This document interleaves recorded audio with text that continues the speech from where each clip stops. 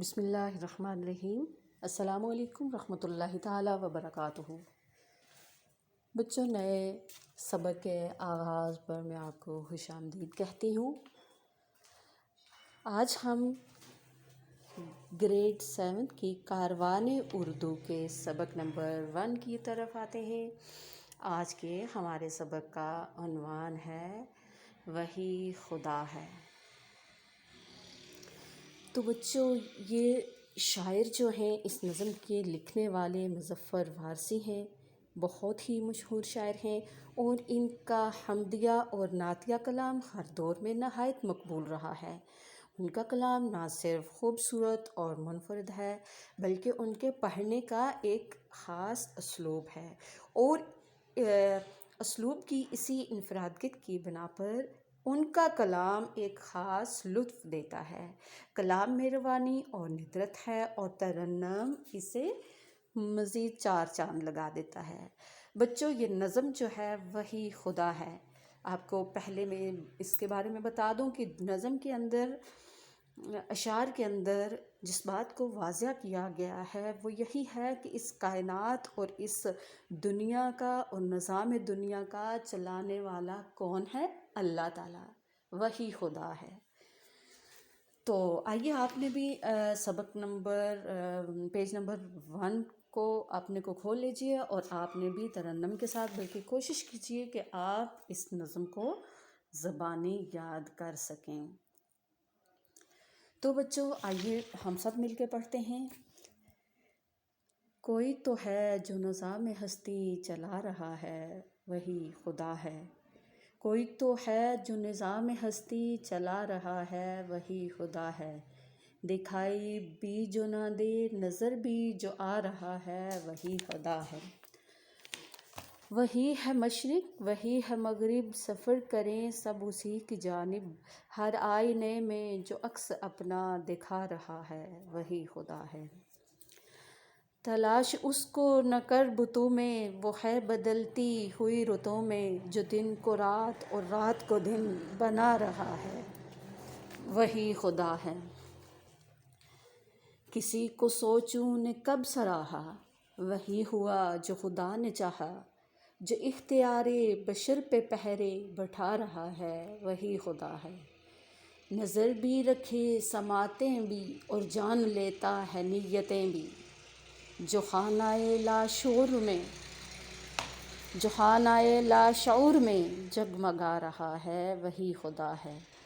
کسی کو تاج وقار بخشے، کسی کو ذلت کے غار بخشے، جو سب کے ہاتھوں پہ مہر قدرت لگا رہا ہے، وہی خدا ہے۔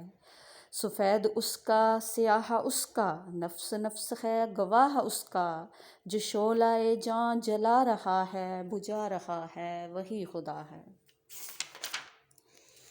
تو بچوں، آپ کو اس نظم کے پڑھنے سے معلوم ہو چکا ہوگا کہ مشرق سے لے کے مغرب تک جہاں بھی آپ قدرتی مناظر کا مشاہدہ کریں، اس میں آپ موسموں کو دیکھ لیجئے، رتوں کو دیکھ لیجئے، سمندر اور خشکی کو دیکھ لیجئے، دن اور رات کو دیکھ لیجئے، اور کہیں بھی آپ کسی بھی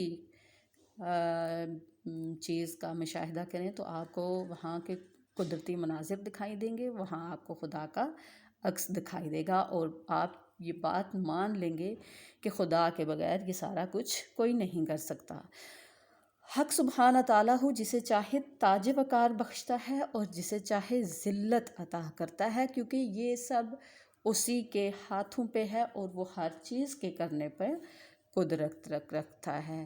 کوئی سفید ہے، کوئی کالا ہے، کوئی گورا ہے، کوئی عربی ہے، کوئی تو اجمی۔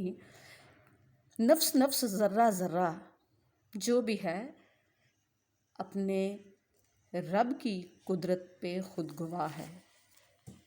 اور مظفر وارثی بھی اسی کلام کو جو ہے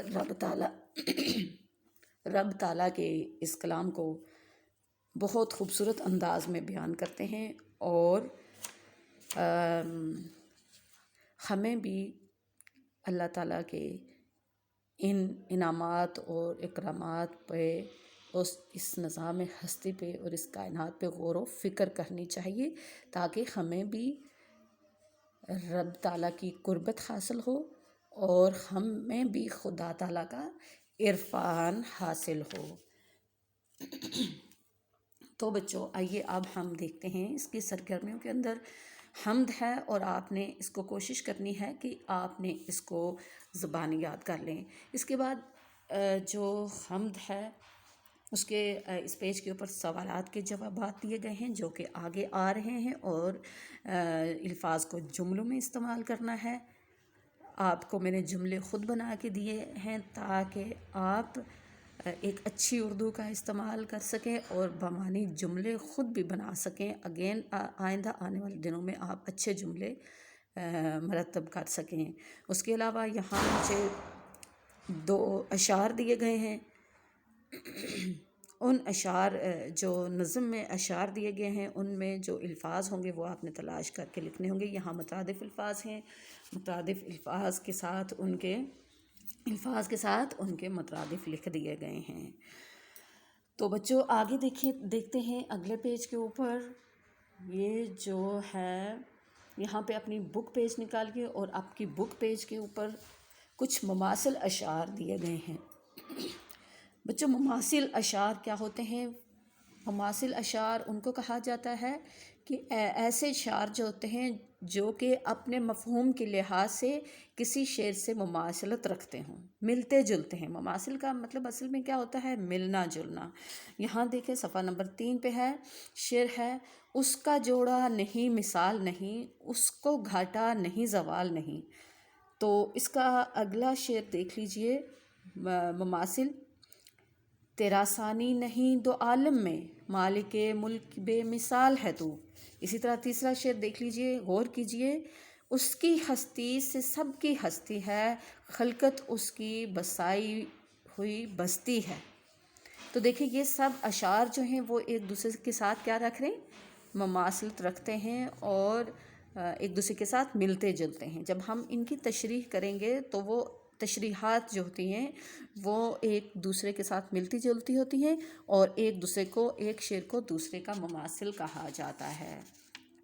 اب اسی طرح اسی پیج کے اوپر آپ دیکھ لیجئے: شب کو مہتاب نکالا ہے، دن میں خورشید اچھالا ہے، جس کا ہر سمت اجالا ہے، بندہ خدا تعالی ہے۔ اب دیکھنا کہ یہ شعر جو ہے وہ دوسرے شعر کے ساتھ کیسے مماثلت رکھے گا۔ دیکھ لیجیے کہ اوپر والا جو شعر ہے وہ مظفر وارثی صاحب کا ہے، اور نیچے والا جو شعر ہے وہ حفیظ جالندھری کا ہے، لیکن دونوں اشعار آپس میں کیسے مماثلت رکھتے ہیں؟ یہ سرد و گرم، خشک و تر، اجالا اور تاریکی۔ یہ سرد و گرم، خشک و تر، اجالا اور تاریکی، نظر آتی ہے سب میں شان اسی ذات باری کی۔ تو دیکھیے کہ دونوں اشعار کے اندر خدا تعالیٰ کی تعریف کی گئی ہے، اور دونوں اشعار ایک دوسرے سے ملتے جلتے ہیں۔